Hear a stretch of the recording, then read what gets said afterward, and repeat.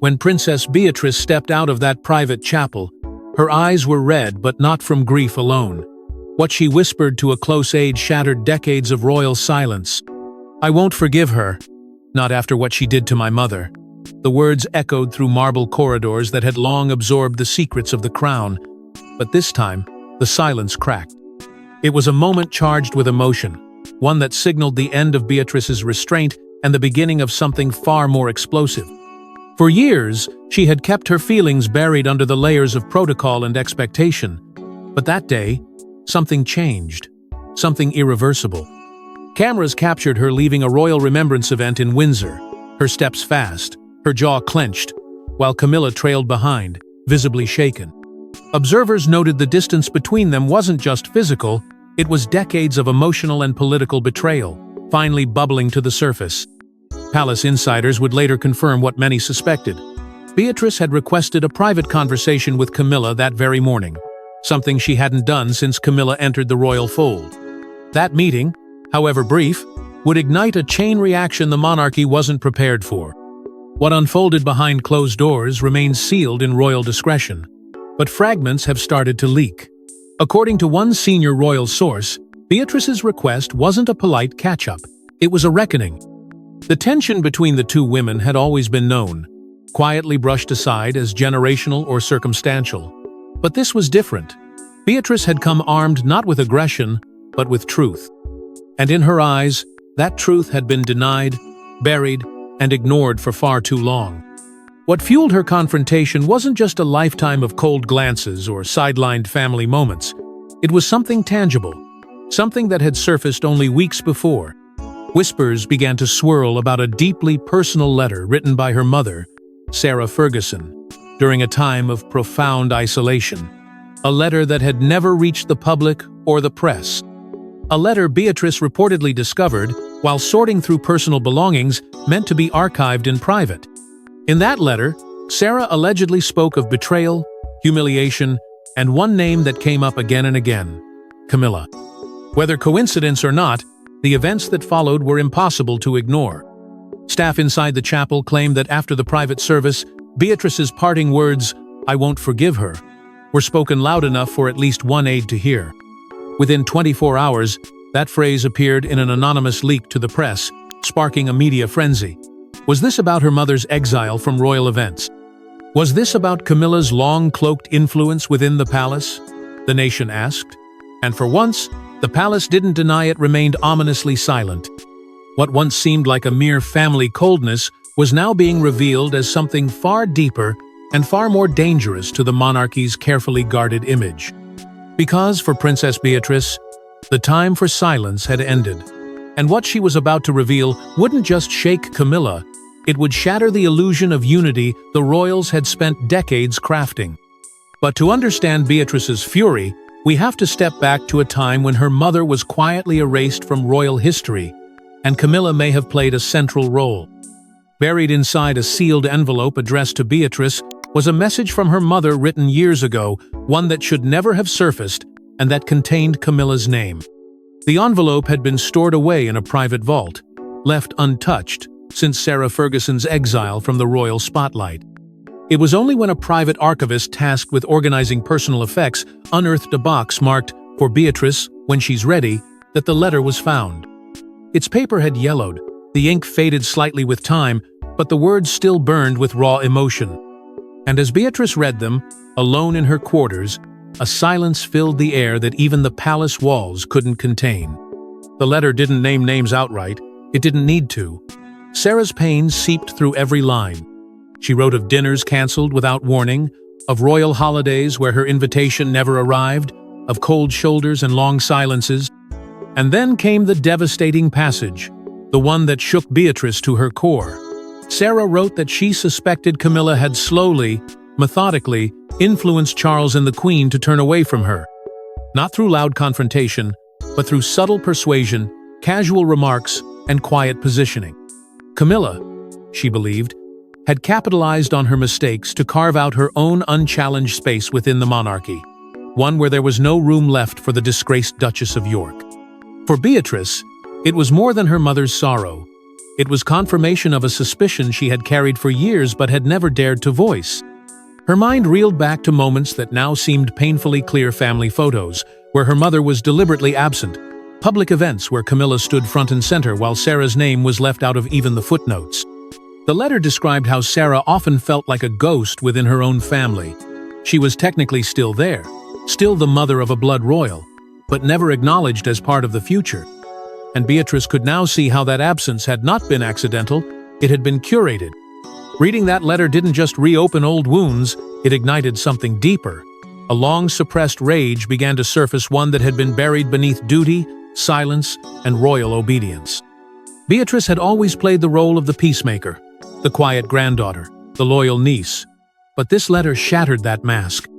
In her hands was proof, at least in her mother's words, that someone had worked to dismantle the life Sarah tried to rebuild, and that someone was now sitting on the throne beside her uncle. Though the letter remained hidden from the press, its impact was undeniable. Beatrice stopped appearing at events she once attended out of obligation. Her demeanor changed. She no longer softened when Camilla entered the room. A steely presence replaced the gentle diplomacy she had long displayed. Royal insiders whispered that something had changed, but no one knew exactly what. That is, until her whispered words at the chapel, "I won't forgive her," cracked the facade. Because Beatrice hadn't come forward immediately. She had sat with that letter for weeks, maybe months. Rumors say she even contemplated burning it, burying the truth once again to maintain royal peace. But she didn't. She couldn't. The weight of her mother's words was too heavy to ignore. And now, with the truth blazing behind her eyes, Beatrice was ready to make sure no one else ignored it either. But this wasn't just about a letter, it was about a legacy stolen, and a throne manipulated behind closed palace doors. While the public saw smiles and civility, palace insiders witnessed a silent war, one in which Camilla ensured Sarah Ferguson was never welcomed back into the royal fold. Behind the closed doors of Windsor, where appearances are everything and whispers shape futures, a calculated distancing began to unfold. It wasn't immediate, and it wasn't loud, but it was precise. And its effects would cut through Sarah's reputation, her connection to the monarchy, and her daughter's place within it. In the shadow of Charles's marriage to Camilla, subtle decisions began to take root. One by one, Sarah's reintegration into royal life was quietly obstructed, blocked not by scandal but by design. Palace insiders now suggest that Camilla used her rising influence to intervene in key family decisions, particularly those that involved public image and ceremonial visibility. Events where Sarah might have been included began to drop her name from guest lists. Invitations once extended out of tradition or familial grace were mysteriously rescinded without explanation. A royal staffer, who worked closely with internal communications, claims that just weeks after Camilla officially became Duchess of Cornwall, a directive was issued from within Clarence House, emphasizing consistency in royal representation. Translation: Sarah Ferguson was no longer part of the future. To the outside world, Camilla projected elegance, reform, and a newfound stability to the monarchy. But within the institution, staff recall her referring to non-royal behavior as damaging to the crown's dignity. Many believe this was a veiled criticism aimed squarely at Sarah's infamous past, a time marked by tabloid scandals and commercial ventures that clashed with the Windsor image. But those indiscretions had been years ago. Sarah had worked hard to repair her image, to stand quietly in the background, to respect boundaries. Yet it was clear, for Camilla, forgiveness was not on the agenda. The most damning revelation came from a former aide, who alleges that Camilla personally requested Sarah be excluded from the family's official online archives during a digital overhaul in the late 2000s. Photo timelines were revised, official rosters of royal family members were rewritten, mentions of Sarah dwindled to almost nothing. A new royal presentation protocol document stamped post-2005 would later surface, outlining the hierarchy for appearances, seating, and ceremonial roles. Sarah Ferguson's name was nowhere to be found. It was as if she had never existed. Beatrice, still a teenager during those years, was never formally told the truth. But children feel absence more sharply than adults give them credit for. She noticed how her mother's name was no longer mentioned at events. She watched as Sarah's contributions to family charities were ignored, her presence never acknowledged in family portraits or royal programs. Beatrice internalized that erasure, and it left a quiet, lasting wound. At the time, she didn't have the power to question it. But that power, once denied, was beginning to return, and with it, all the fury of what had been taken. For Camilla, it was about image control. For Sarah, it was exile in slow motion. And for Beatrice, it was the rewriting of her history, with every photograph removed, every title stripped, every whisper that told her, "Your mother does not belong here." But this wasn't about protocol anymore. It was about loyalty, betrayal, and the cost of silence in a system built on perception. Beatrice's childhood memories were one thing, but what she found in the Queen's private notes would send her spiraling into confrontation. Tucked inside a weathered leather journal belonging to the late Queen was a passage that froze Beatrice in place, one line, one regret, and one name written in sorrow. It was an ordinary day cloaked in royal routine when Beatrice was granted access to a private section of the family archive, a privilege few ever received. She entered expecting ceremonial notes, old invitations, perhaps even birthday cards from her childhood. What she didn't expect was a handwritten diary, modest in appearance, but monumental in weight. The Queen's personal reflections, written in delicate cursive, now felt like a voice from the grave, whispering truths that had never reached the light.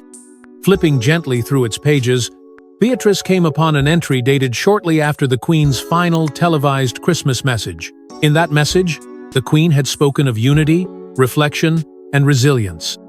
But what she wrote privately painted a far more complex picture. The line was short, almost hesitant, yet it carried the full gravity of a sovereign's conscience. "I fear we may have let Camilla lead too much. Sarah deserved better. Time stopped." The words didn't just sting, they rewrote everything Beatrice thought she knew about her grandmother's final years. For the first time, there was written proof directly from the monarch that Sarah had been wronged. And more importantly, that Camilla had played a pivotal role in that quiet betrayal. Beatrice's heart pounded. It wasn't just the shock of the admission, it was the timing. The Queen had written it near the end of her life, when regrets tend to surface, when legacies weigh heavier than crowns. This wasn't a politically calculated statement. It was an intimate confession, one that had never been intended for public view. Beatrice had always wondered whether her grandmother had been complicit in Sarah's exclusion or merely unaware of how deep the wounds ran. Now she had her answer. The Queen knew, and she regretted it. But the most haunting realization wasn't the Queen's sorrow. It was the implication that Camilla's influence had reached deeper than anyone imagined. The Queen wasn't only acknowledging an injustice to Sarah, she was subtly indicting the system that had allowed Camilla to rise so quietly, so uncontested, while others were pushed aside. It was a reckoning, not just personal, but institutional. And Beatrice, holding that fragile truth in her hands, felt a storm rising within her. Until now, everything had been whispers, suspicions, and fragmented memories. But this was clear. It wasn't just her mother's pain anymore. It was the monarchy's guilt. And it had been hidden, sealed within the pages of a book no one was meant to open. The monarchy had been willing to let Sarah fade into obscurity. But not Beatrice. Not anymore. The Queen's words weren't just a moment of reflection. They were a silent plea for someone to finally set the record straight. Fueled by this royal confession, Beatrice's silence was no longer protection. It became complicity, and she was done being silent. The palace walls weren't prepared for what was about to unfold. When Beatrice demanded a private audience with Camilla, every guard and aide was told to clear the wing. There was no royal announcement, no agenda, no ceremonial pleasantries, just a message passed through senior aides that Princess Beatrice wished to speak with the Queen consort, alone. Those who knew the family well immediately sensed the tension. This was not a courtesy visit, this was a reckoning, years in the making. And when the door to the private drawing room closed behind them, every soul in that palace held their breath. Beatrice wasn't known for making scenes. She had spent her life under the radar, playing the dutiful granddaughter, the unproblematic niece, the royal who never asked for more than was offered. But now, with her mother's pain freshly unearthed and the Queen's confession still ringing in her ears, she could no longer be that quiet figure. She walked into that room with clarity. What was said inside remains undocumented, but witnesses describe what followed. An hour of closed-door tension, where no shouting was heard but where silence hit harder than words. When they emerged, the air was heavy, faces pale, and no one spoke. Those close to the situation claim Beatrice was direct. She confronted Camilla with the truth she had uncovered: the erased invitations, the suppressed photos, the calculated exclusion. She accused her of not just pushing Sarah out, but of doing so to clear a path for her own public redemption. "You built your image by tearing down my mother's legacy," Beatrice is said to have declared. Camilla, taken aback, reportedly offered a cold defense. "You were children. You don't understand what was at stake." But Beatrice wasn't a child anymore. She wasn't naive, and she certainly wasn't afraid. This wasn't about misunderstanding, it was about complicity, and Beatrice had come prepared to call it by name. No apology was offered, no explanation softened the damage, and when the confrontation ended, there were no gestures of peace, no bow from Beatrice, no attempt at comfort from Camilla, only a cold parting of ways, separated not by protocol but by something deeper, something irreparable. Camilla remained seated, her expression unreadable, while Beatrice turned and walked away, unshaken. And just before she left the corridor, a staff member, one who had served the family for decades, heard Beatrice whisper 5 words that would haunt the palace for weeks to come. "This isn't over." Not yet. In that single hour, something inside Beatrice had shifted permanently. The weight of silence was no longer hers to carry. Her mother's erasure, the Queen's regret, and Camilla's unwillingness to acknowledge the damage had fused into a singular, unstoppable force.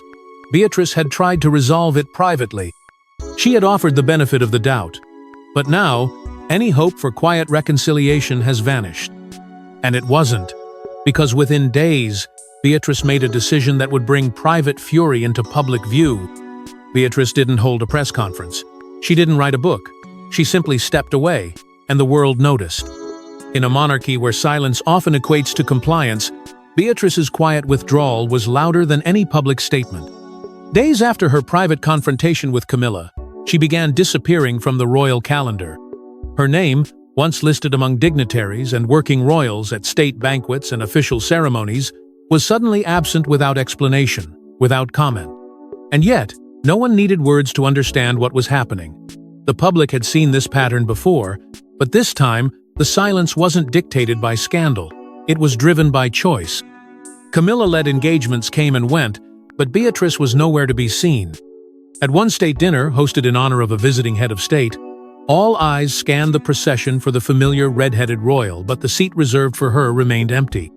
Inquiries to the palace were met with the usual scripted lines: "Her Royal Highness had prior commitments."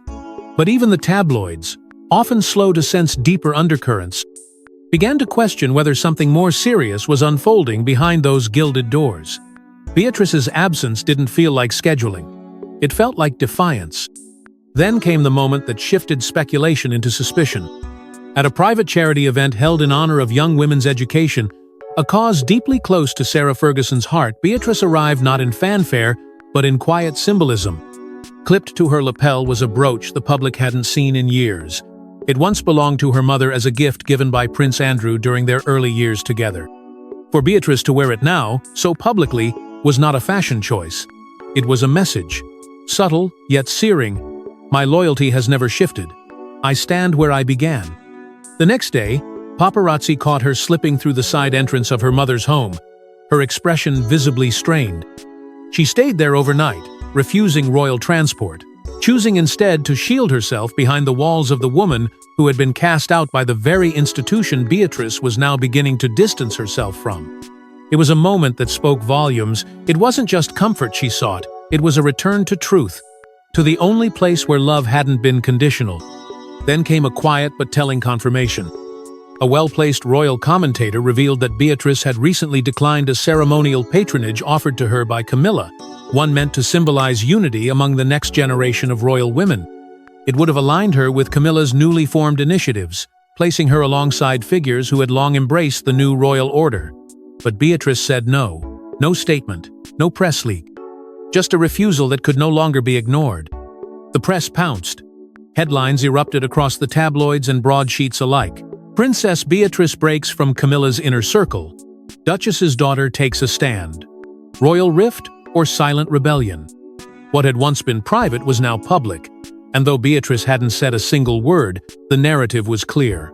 Her silence was strategic, her absence was intentional, and her actions spoke with a clarity that palace protocol could no longer conceal. But what truly shifted the tide was what Beatrice chose to say on the record and to the world. It wasn't dramatic, it wasn't long, but it was enough to change everything. When Beatrice finally spoke, every word hit like thunder. The royal family had weathered countless scandals, rifts, and revelations, but none landed quite like this. For decades, Beatrice had remained a background figure, faithful to the crown, loyal to the unspoken rule that personal pain must never eclipse the palace's image. But now, that rule has been broken.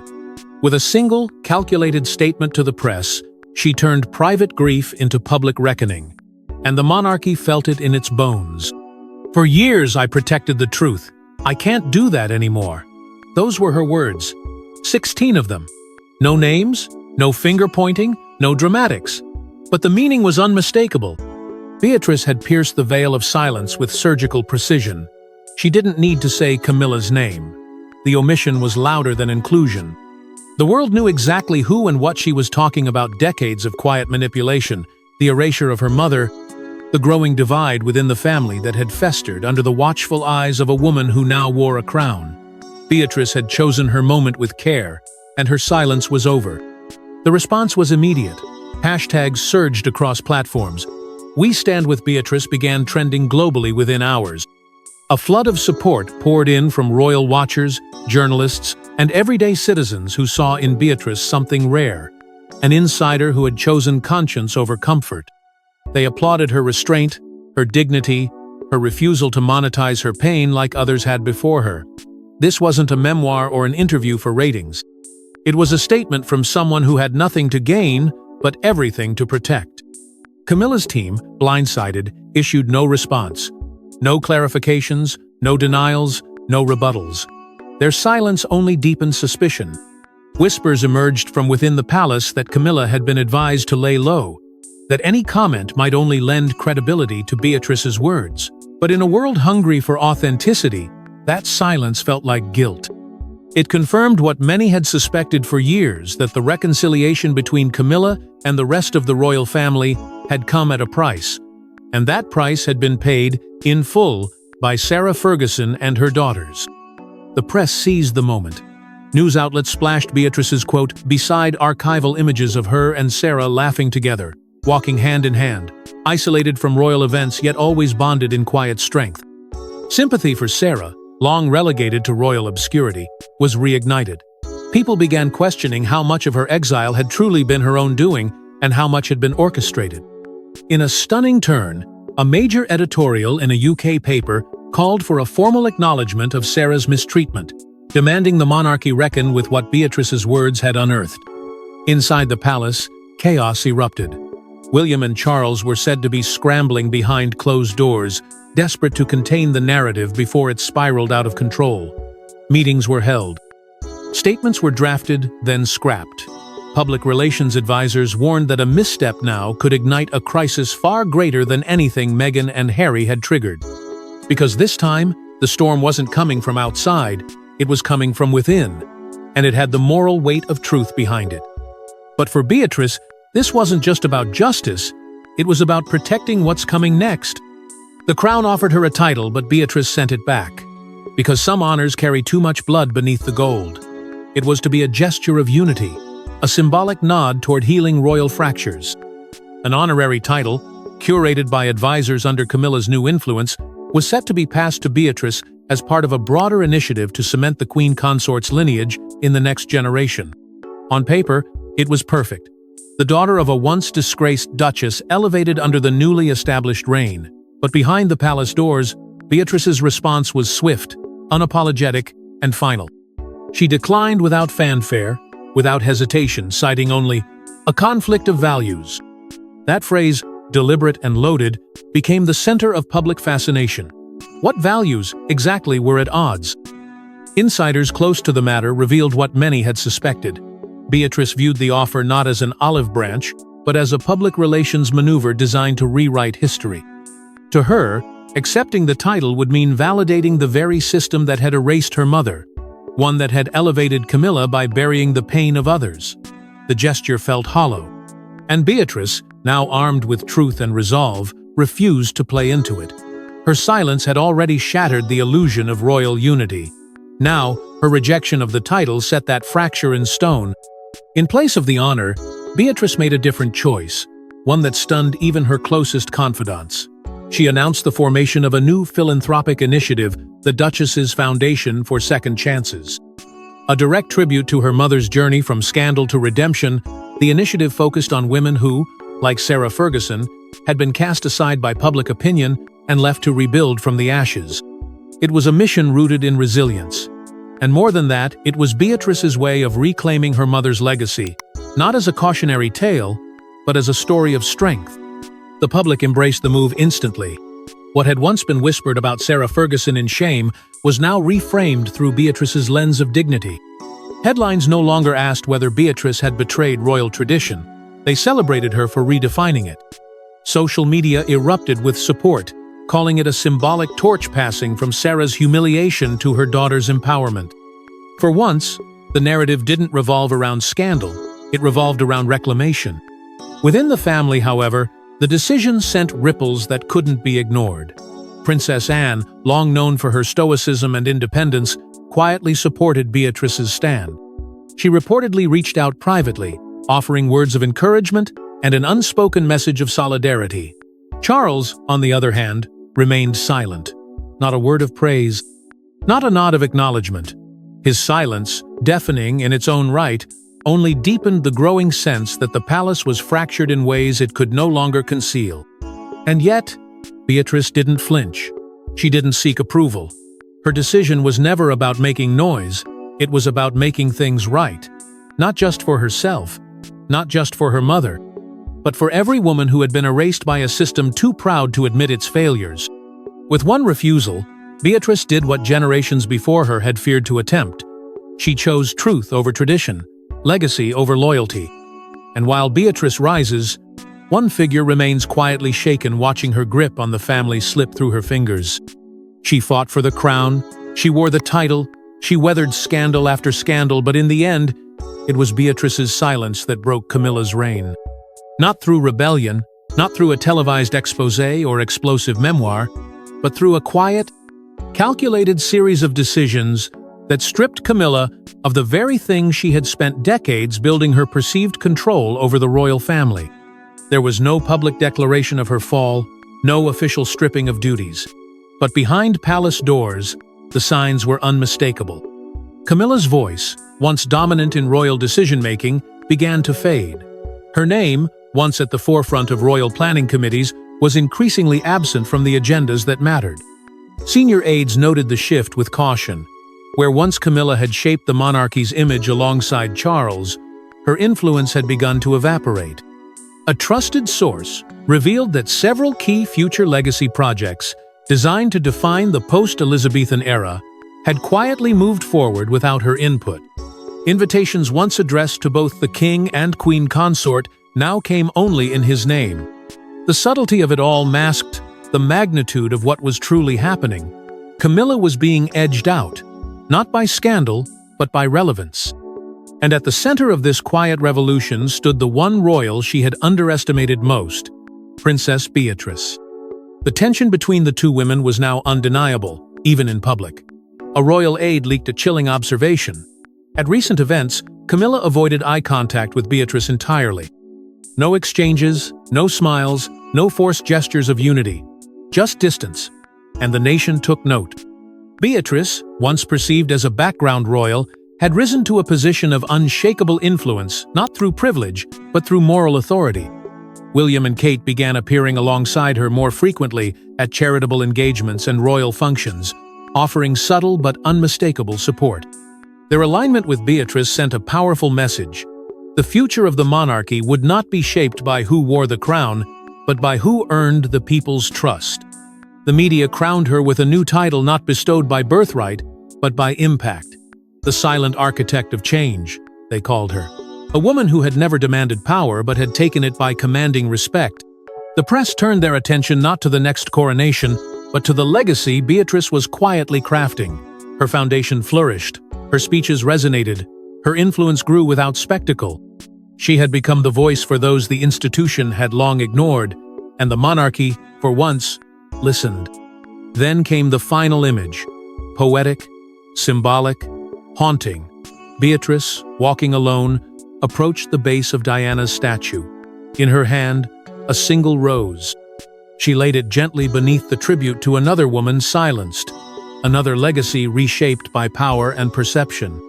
And just as she turned to leave, Camilla was seen exiting the grounds through a separate gate alone, unseen by press, a shadow removed from the center stage she once fought so hard to reach. It wasn't humiliation. It was erased. The very tactic she had once used, now turned quietly against her. The monarchy has weathered storms of scandal, exile, and betrayal. But few saw this one coming not from the queen, but from the quiet, wounded voice of the girl she tried to erase. Thanks for watching. Don't forget to like and subscribe, and we will see you in the next one.